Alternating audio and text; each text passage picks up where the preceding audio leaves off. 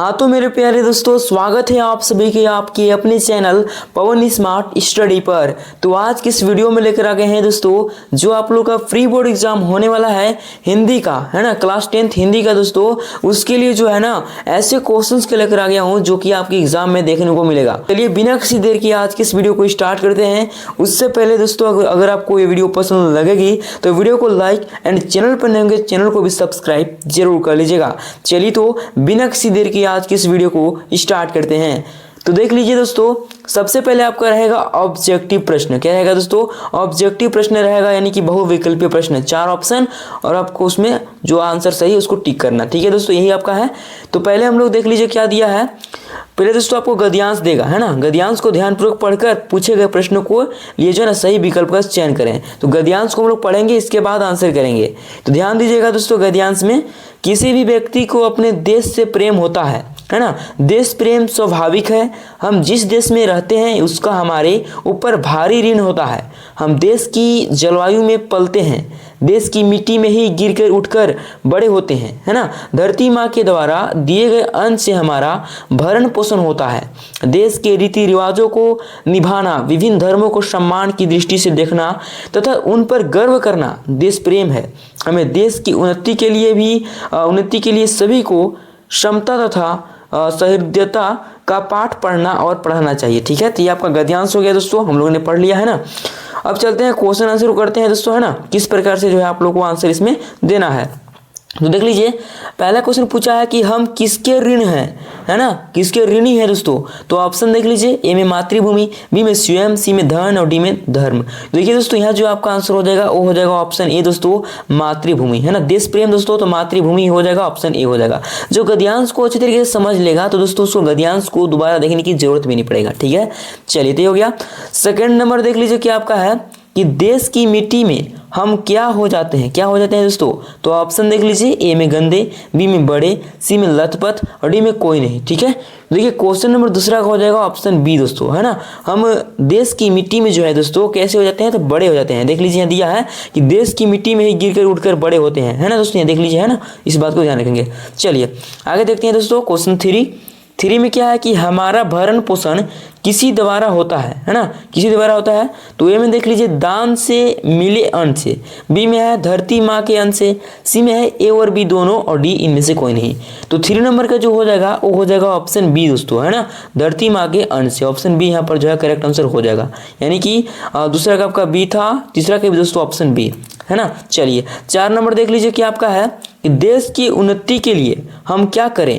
ए में आपका है रीति रिवाजों की निंदा करें, है ना, और पढ़ाएं, निंदा करें। बी में है अपने मन का कार्य करें, सी में हम ऋण लें और डी में सबको समता और सहृदयता का पाठ पढ़ाएं और पढ़ें, है ना।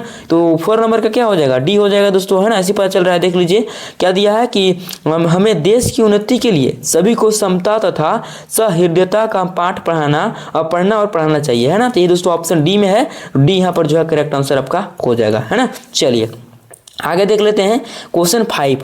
क्या है कि देश प्रेम क्या है। ए में आपका दिया है रीति रिवाजों को निभाना और विभिन्न धर्मों को सम्मान देना।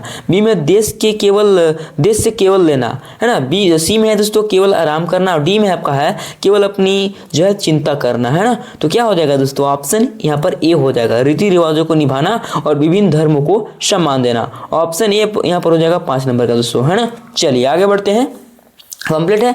अभी दोस्तों आपका 1 से 5 तक आपका हो गया गद्यांश। अब 1 से 5 तक आपका रहेगा पद्यांश, है ना। ये दोस्तों आपका क्वेश्चन 6 से भी हो सकता है, 6, 7, 8, 9 और 10, इस प्रकार से आप लोग का रहेगा। ठीक है, तो देख लीजिए क्या आपका क्वेश्चन है ना। पहले हम लोग पद्यांश को पढ़ेंगे, है ना। पद्यांश जो आपका है यानी कविता जो है उसको पढ़ेंगे। उन पूर्वजों की कृति का वर्णन अतीव अपार है ना। गाते नहीं उनके हमी गुण गा रहा संसार है। वे धर्म पर करते निछावर तीर्ण समान शरीर थे, उनसे वही गंभीर थे, वर वीर थे, ध्रुव धीर थे, है ना। उनके अलौकिक दर्शनों से दूर होता पाप था, अति पुण्य मिलता था तथा मिटता हृदय का ताप था। ठीक है, तो हम लोग कव्यांश यानी पद्यांश को पढ़ लिए। अब 1 से 5 तक आपका ऑब्जेक्टिव है, चलिए इसको देख लेते हैं दोस्तों, है ना। क्या है कि किनका कृति का वर्णन अतीव अपार है ना। किनका दोस्तों, तो हो जाएगा ऑप्शन डी, पूर्वजों की, है ना, पूर्वजों की। सेकंड देख लीजिए क्या है, हमारे पूर्वज तृण के समान शरीर को किस पर निछावर करते थे? तो ए में धर्म पर, बी में अधर्म पर, सी में भोजन पर, डी में उपदेश पर, है ना। तो इसका आंसर क्या हो जाएगा? धर्म पर दोस्तों, ऑप्शन ए हो जाएगा। 3 आपका है क्या है कि पाप किससे दूर होता था? ए में देख लीजिए पुण्य से, बी में दान से, सी में ज्ञान से और डी में अलौकिक दर्शन से। तो देखिए यहाँ दिया है कि उनके अलौकिक दर्शनों से दूर होता पाप था, है ना। तो ऑप्शन डी हो जाएगा दोस्तों। फिर देख लीजिए क्वेश्चन 4 क्या है? क्वेश्चन 4 नंबर ध्यान देंगे दोस्तों, है ना, कि वर वीर थे, ध्रुव धीर थे में कौन सा अलंकार है? तो दोस्तों ये आपका अनुप्रास अलंकार है, ऑप्शन सी हो जाएगा। ठीक है। 5 नंबर क्वेश्चन देख लीजिए क्या है कि कविता का मूल स्वर यानी भाव क्या है? तो ए में प्रकृति, बी में भक्ति, सी में पूर्वजों की कृति और डी में प्रेम, है ना। तो क्या हो जाएगा 5 नंबर का? ये हो जाएगा ऑप्शन डी दोस्तों, क्या हो जाएगा? प्रेम हो जाएगा, है ना। यही दोस्तों आप लोगों का मूल स्वर है ना। चलिए आगे बढ़ते हैं। आगे देख लीजिए दोस्तों, आप लोग का व्याकरण से क्वेश्चन आएगा, है ना। देख लीजिए क्या क्वेश्चन है, क्या है कि अलंकार के कितने भेद होते हैं? तो ऑप्शन देख लीजिए, ए में आपका है 1, बी में है 2, सी में है 3 और डी में है 4। तो देखिए अलंकार के दोस्तों भेद जो है ना 3 होते हैं, ऑप्शन सी हो जाएगा। ठीक है। अगला देख लीजिए क्वेश्चन 7 क्या है कि अट नहीं रही है आभा फागुन की तन प्रस्तुत काव्य पंक्ति में कौन सा अलंकार है ना। तो ए में आपका यमक, बी में श्लेष, सी में उत्प्रेक्षा और डी में मानवीकरण, है ना। तो क्वेश्चन नंबर 7 का जो आंसर हो जाएगा वो हो जाएगा दोस्तों ऑप्शन सी उत्प्रेक्षा। ठीक है। इसके बाद देख लीजिए क्वेश्चन 8 को, और 8 में क्या है कि मानो जानो किस अलंकार का बोधक शब्द है? ए में आपका है उत्प्रेक्षा, बी में श्लेष, सी में मानवीकरण और डी में अतिशयोक्ति। तो देखिए दोस्तों ये जो है ना क्या हो जाएगा 8 नंबर का? ये हो जाएगा मानवीकरण दोस्तों, ऑप्शन सी हो जाएगा। ठीक है। चलिए 9 नंबर क्वेश्चन देख लीजिए क्या है, रचना के आधार पर वाक्य के कितने भेद होते हैं? तो ए में आपका 1 दिया है, बी में 2 है, सी में 3 है और डी में 4 है ना। तो कितने होते हैं दोस्तों? रचना के आधार पर जो है वाक्य के कितने भेद होते हैं? तो 2 होते हैं, ऑप्शन नंबर जो है ना बी हो जाएगा। क्या हो जाएगा दोस्तों? ऑप्शन नंबर यहाँ पर जो है बी हो जाएगा 2। 10 नंबर देख लीजिए क्या है कि राम बाजार गया और सब्जी लेकर आ गया, है ना। तो यह किस प्रकार की वाक्य का उदाहरण है? तो किस प्रकार की वाक्य का उदाहरण है दोस्तों? तो ऑप्शन देख लीजिए, ए में आपका है सरल, बी में संयुक्त, सी में है मिश्र और डी में है प्रश्नवाचक। तो देखिए राम बाजार गया और सब्जी लेकर आ गया दोस्तों, है ना। तो ये आपका क्या हो जाएगा? संयुक्त हो गया दोस्तों। तो ऑप्शन बी हो जाएगा संयुक्त वाक्य का उदाहरण है ना। चलिए आगे देख लेते हैं क्वेश्चन नंबर 11 क्या है कि प्रधान जो है ना, ये दोस्तों प्रधान जो है प्रधान उपवाक्य और आश्रित उपवाक्य किस प्रकार के वाक्य के घटक हैं? ए में आपका है सरल वाक्य, बी में है संयुक्त वाक्य, सी में मिश्र वाक्य और डी में इनमें से कोई नहीं। तो 11 नंबर का हो जाएगा ऑप्शन सी दोस्तों मिश्र वाक्य, है ना। यहाँ तक हो गया। अब आगे देखते हैं अगला क्वेश्चन देख लीजिए क्वेश्चन नंबर 12 क्या है कि कर्ता कर्म या भाव के अनुसार क्रिया के रूपांतर को क्या कहते हैं? ए में वाक्य, बी में वाच्य, सी में अव्यय और डी में समास। तो देखिए दोस्तों इसको जो है ना क्या कहते हैं? तो इसको दोस्तों कहते हैं वाच्य कहते हैं। ऑप्शन बी यहाँ पर जो है करेक्ट आंसर हो जाएगा। ठीक है। चलिए आगे देख लेते हैं क्वेश्चन नंबर 13। देखिए दोस्तों आप लोग का व्याकरण से 10 क्वेश्चन 10 या 8 क्वेश्चन रहते हैं, है ना। तो इसमें आपका 10 क्वेश्चन दिया है, तो 10 क्वेश्चन आप लोग कर लेंगे, है ना, अच्छी तरीके से। देख लीजिए क्या इसी प्रकार क्वेश्चन आपके आएगा। देख लीजिए सीता पत्र लिखती है, यह किस प्रकार के वाच्य का उदाहरण है? ए में आपका है कर्तृवाच्य, बी में कर्मवाच्य, सी में भाववाच्य, डी में इनमें से कोई सभी, है ना। तो सीता जो है पत्र लिखती है, ये दोस्तों किस प्रकार का वाच्य पूछा है दोस्तों? तो क्या हो जाएगा? कर्तृवाच्य हो जाएगा दोस्तों, है ना। काम करिए, ऑप्शन यहाँ पर ए हो जाएगा। चलिए आगे देख लेते हैं क्वेश्चन नंबर 14 क्या है कि पक्षी आकाश में उड़ते हैं, इस वाक्य में क्रियापद क्या है ना। तो ए में पक्षी है, बी में आकाश, सी में उड़ते हैं, डी में इनमें से कोई नहीं।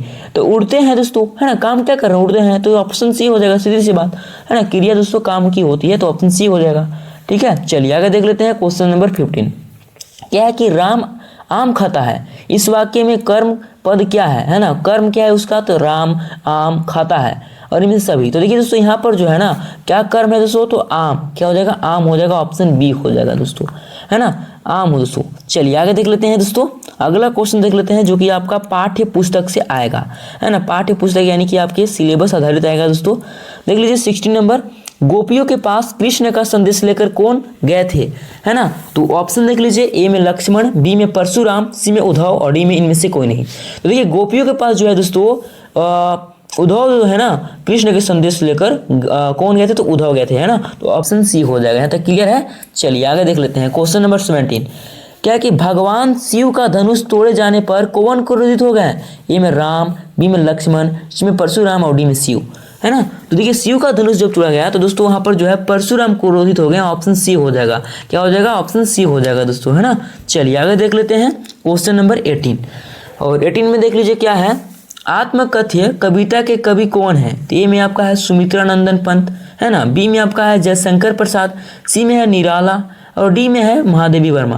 तो देखिए आत्मकथ्य जो आपका कविता है उसके पोएट यानी कवि जो है दोस्तों वो है आपका कौन है? तो जयशंकर प्रसाद है, ऑप्शन बी हो जाएगा, है ना। चलिए आगे देख लेते हैं क्वेश्चन नंबर 19। 19 में क्या है कि धाराधर का मतलब क्या है? ए में आपका वृक्ष दिया है, बी में पक्षी है, सी में पशु है, डी में बादल है ना। देखिए धाराधर का मतलब दोस्तों आपका बादल होता है, ऑप्शन डी हो जाएगा। क्या हो जाएगा? ऑप्शन डी हो जाएगा यहाँ पर, है ना। चलिए आगे देख लेते हैं क्वेश्चन नंबर 20। 20 में क्या आपका है कि यह दंतुरित मुस्कान कविता में कवि ने किसके सौंदर्य का वर्णन किया है ना। तो ए में देख लीजिए प्रकृति का, बी में शहर का, सी में नाई का और डी में बच्चे का, है ना, भाई का दोस्तों। सी में क्या है? भाई का है ना। तो क्या हो जाएगा 20 नंबर का? तो 20 का हो जाएगा डी दोस्तों, बच्चे का। यह दंतुरित मुस्कान कविता में कवि ने सौंदर्य का वर्णन किया है दोस्तों, बच्चों का, ऑप्शन डी यहाँ पर हो जाएगा। आगे देख लेते हैं क्वेश्चन 21 में क्या है कि काला, मोटा और खुश मिजाज आदमी कौन था, है ना। तो ए में देख लीजिए पान वाला, बी में चश्मे वाला, सी में हलदार साहब, डी में नेताजी। तो आप लोग पढ़े होंगे कहानी को दोस्तों, तो उसमें दोस्तों आपका पान वाला हो जाएगा। क्या हो जाएगा? पान वाला हो जाएगा, ऑप्शन ए दोस्तों, है ना। 21 नंबर का ऑप्शन ए। ये दोस्तों आपके फाइनल बोर्ड होंगे ना, क्या दोस्तों, जो आपका फाइनल बोर्ड होगा, है ना, क्लास 10 का जो फाइनल बोर्ड होगा उसके लिए भी दोस्तों ये बहुत ही इंपॉर्टेंट होने वाला क्वेश्चन है ना। इसी टाइप का क्वेश्चन आपके एग्जाम में आएगा। ये आपका प्री बोर्ड के लिए तो है ही, लेकिन फाइनल बोर्ड के लिए भी इंपॉर्टेंट है, ठीक है। चलिए आगे देख लेते हैं क्वेश्चन 22। क्या कि बाल गोविंद भगत किसके विचारधारा को मानते थे?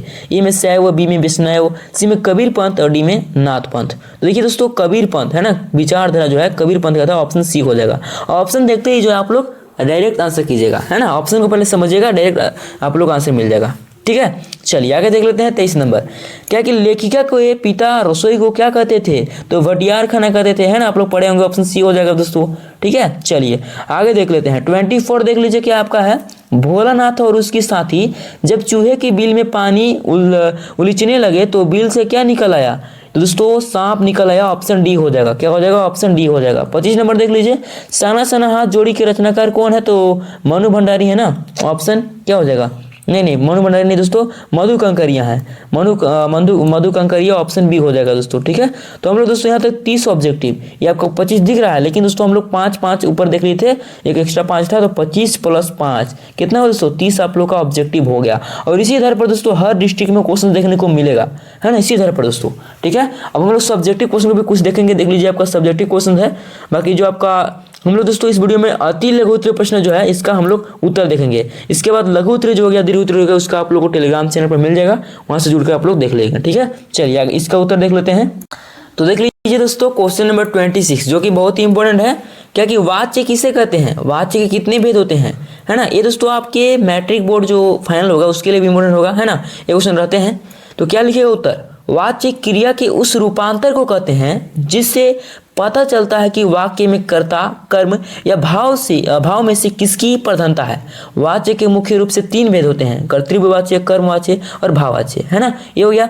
इस प्रकार से आप लोग को उत्तर लिख देना है, ठीक है। चलिए आगे बढ़ते हैं क्वेश्चन नंबर 27 देख लीजिए क्या है, अलंकार किसे कहते हैं? अलंकार किसे कहते हैं दोस्तों? तो आंसर क्या हो जाएगा? अलंकार उन तत्वों या साधनों को कहते हैं जो काव्य की शोभा बढ़ाते हैं, ठीक वैसे ही जैसे आभूषण शरीर की शोभा बढ़ाते हैं, है ना। इनके प्रयोग से भाषा में सौंदर्य और प्रभाव उत्पन्न होता है, ठीक है। तो इस प्रकार से आप लोग का अलंकार का परिभाषा हुआ, ठीक है। चलिए आगे देख लेते हैं दोस्तों। आगे देख लीजिए क्वेश्चन नंबर 28। क्या कि उद्धव के व्यवहार की तुलना किस किस से की गई है ना। तो उत्तर क्या लिखेगा? उद्धव के व्यवहार की तुलना निम्नलिखित से की गई है ना। तो देख लीजिए पहला तो आपका हो गया कमल के पत्ते से जो पानी में रहकर भी गीला नहीं होता, और दूसरा हो गया तेल की गगरी से दोस्तों जिस पर पानी की एक बूंद भी नहीं ठहरती, है ना। तीसरा हो गया प्रीति नदी में पैर न डुबोने वाले व्यक्ति से जो प्रेम के प्रभाव से अछूता रहा है ना। इस प्रकार से आप लोग का हो गया। अब 29 नंबर देख लीजिए क्या है, परशुराम क्यों क्रोधित हो गए, है ना। परशुराम जो थे क्यों क्रोधित हो गए, तो इसका आंसर क्या हो जाएगा। परशुराम भगवान शिव के परम भक्त थे। जब राजा जनक की सभा में भगवान शिव का धनुष श्री राम ने तोड़ दिया तो धनुष टूटने के कारण परशुराम अत्यंत क्रोधित हो गए, है ना। उन्हें लगा कि किसी ने उनके आराध्य देव के धनुष का अपमान किया है ना। इस प्रकार से जो है परशुराम क्रोधित हो गए थे दोस्तों, है ना। ये आप लोग को उत्तर को लिख देना अगर ये क्वेश्चन आप लोग के एग्जाम में देखने को मिलेगा तो, ठीक है। चलिए आगे बढ़ते हैं। अगला जो क्वेश्चन है क्वेश्चन नंबर 30, क्या कि संगीतकार मुख्य गायक की मदद कैसे करते हैं, है ना। तो इसका आंसर देख लीजिए क्या होगा। तो संगीतकार मुख्य गायक की मदद निम्नलिखित तरीकों से करते हैं, है ना। तो क्या होगा देख लीजिए। पहला पॉइंट दोस्तों, मुख्य गायक के स्थायी या मुख्य धुन को पकड़े रहते हैं जब गायक अंतरे गा रहा होता है, ठीक है।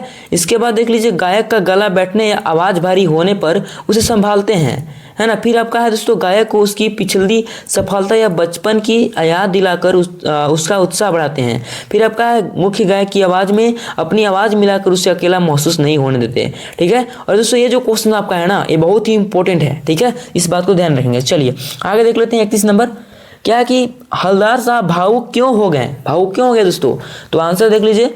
हलदार साहब इसलिए भावुक हो गए क्योंकि उन्होंने देखा कि कैप्टन चश्मे वाले के मरने के बाद भी देश प्रेम की भावना जीवित है ना। एक छोटे बच्चे ने सरकंडे का चश्मा नेताजी की मूर्ति पर लगा दिया था, या उन्हें देखकर जो है ना उन्हें बहुत संतोष और भावुकता महसूस हुई, है ना। इस प्रकार से आप लोग उत्तर लिखना है। अपने शब्दों में प्रयास कीजिएगा कि अपने शब्दों में लिखें, है ना। चाहे जैसे भी, बस उसी आधारित होना चाहिए दोस्तों। चाहे जैसा लिखना है उसी आधारित लिखिए, कोई गलत नहीं होगा, ठीक है। चलिए आगे देखते हैं। 32 नंबर क्वेश्चन देख लीजिए, क्या आपका है कि बाल गोविंद भगत के लेखक कौन है या किस प्रकार की विद्या है दोस्तों। तो कैसे उसका उत्तर लिखेगा, तो देखिए बाल गोविंद भगत पाठ के लेखक राम वृक्ष बेनपुरी हैं। आप लोग डायरेक्ट नहीं लिखिएगा कि राम वृक्ष बेनपुरी बस, लेकिन आप लोग जो है सब्जेक्टिव का उत्तर लिख रहे हैं तो कुछ बना के लिखिएगा, है ना। आप लोग जब एग्जाम देने जाइएगा बोर्ड एग्जाम, तो उसमें भी दोस्तों इसी तरह से आप लोग लिखना होगा कि बाल गोविंद भगत जो है पाठ के लेखक राम वृक्ष बेनपुरी हैं। यह पाठ हिंदी साहित्य की रेखाचित्र नामक विद्या से है ना, विधा है जिसमें शब्दों के माध्यम से किसी व्यक्ति का सजीव चित्रण किया जाता है, ठीक है। इस प्रकार से आप लोग को उत्तर लिख देना है, ठीक है। चलिए आगे देख लेते हैं। क्वेश्चन नंबर 33, क्या है कि किसी बुद्धिस्ट की मृत्यु होने पर कितने और किस रंग की पताकाएं फहराई जाती है। तो आंसर देख लीजिए, किसी बुद्धिस्ट की मृत्यु होने पर शांति और अहिंसा का प्रतीक के रूप में सफेद रंग की 108 पताकाएं फहराई जाती है। इस प्रकार से हम लोग देख लिए, है ना। चलिए आगे देख लेते हैं दोस्तों। क्वेश्चन नंबर 34 और 34 में दिया कि फसल क्या है। तो इसका आंसर क्या हो जाएगा दोस्तों। फसल कविता के अनुसार फसल बहुत कुछ है, बहुत कुछ मतलब, तो देख लीजिए नीचे पॉइंट बाय पॉइंट दिया हुआ है ना। तो पहला पॉइंट दोस्तों आपका है नदियों के पानी का जादू, दूसरा हो गया हाथों का स्पर्श की महिमा, तीसरा हो गया काली भूरी मिट्टी का गुणधर्म, फिर हो गया आपका सूरजों की किरणों का रूपांतरण, फिर सिमटी हुई हवा के थिरकन, है ना। तो ये दोस्तों बहुत कुछ है। इस प्रकार से आप लोग को उत्तर लिखना है, पॉइंट बाय पॉइंट जिस तरह से हम दिया है ना उसी तरह से आप लोग को लिखना है अगर ये क्वेश्चन आया तो, ठीक है। चलिए आगे देखते हैं। क्वेश्चन नंबर 35, क्या है कि वाक्य किसे, यहाँ परिवार लिख दिया, लेकिन यहाँ दोस्तों अब क्या होगा, यहाँ पर दोस्तों जो है आप लोगों का लिख दे रहे हैं वाक्य, क्या दोस्तों वाक्य। वाक्य किसे कहते हैं, रचना के आधार पर वाक्य, है ना। रचना के आधार के आयोग के नाम लिया, है ना। चलिए इसको देख लेते हैं किस प्रकार से है। रचना के आधार पर इसका जो है ना वाक्य का आपको बताना है भेद, ये दोस्तों, है ना। तो इस क्वेश्चन को आप लोग ध्यान दें, क्वेश्चन थोड़ा मिस्टेक है। देख लेते हैं इसका आंसर क्या होगा। आंसर कि वाक्य शब्दों का एक सार्थक समूह होता है जो किसी भाव या विचार की पूरी तरह व्यक्त करता है। रचना के आधार पर वाक्य 3 भेद होते हैं, देख लीजिए 3 हुआ है, सरल वाक्य, संयुक्त वाक्य, मिश्र वाक्य, है ना। तो हम लोग दोस्तों आज जो है आज की इस वीडियो में जो है ना 30 बोर्ड के लिए इंपॉर्टेंट होगा और साथ साथ दोस्तों आपका फाइनल बोर्ड के लिए भी इंपॉर्टेंट होगा, ठीक है। तो इस क्वेश्चन को आप लोग जो है अच्छे तरीके से देख लेंगे, इसी टाइप का क्वेश्चन आएगा, है ना। बाकी कैसी लगी वीडियो, अगर वीडियो पसंद लगी होगी दोस्तों तो वीडियो को लाइक एंड चैनल पर नए होंगे चैनल को भी सब्सक्राइब जरूर कर लेंगे, ठीक है। चलिए तो मिलते हैं किसी नेक्स्ट वीडियो के साथ, तब तक के लिए जय हिंद जय भारत।